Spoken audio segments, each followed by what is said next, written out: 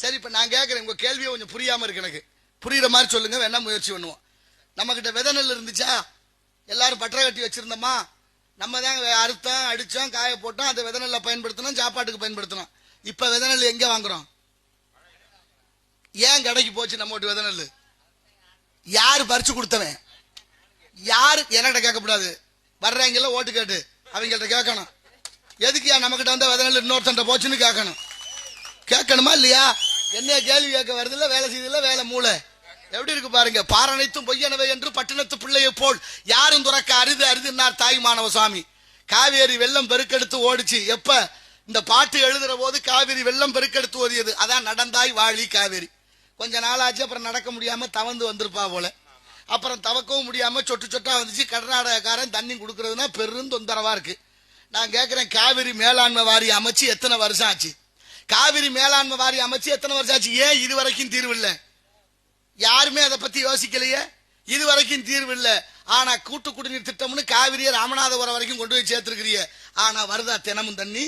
3 நாளைக்கு ஒரு தடவை தான் தண்ணி வருது. ஏன் வரமாட்டேங்குது?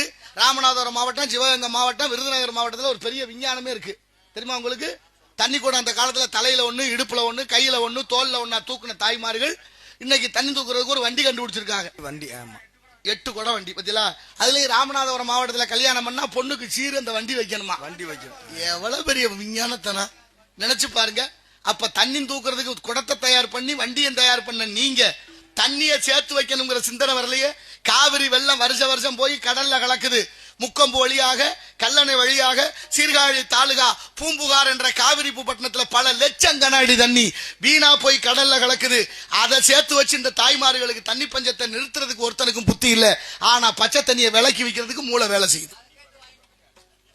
நான் தான் இப்ப நிக்கிறேன் பாராளுமன்றத்துக்கு. என்னை அவர் என்ன சரி, நான் அதுதான் பேசுறேன். என்னால முடிஞ்ச செயலை நான் செய்யறேன்.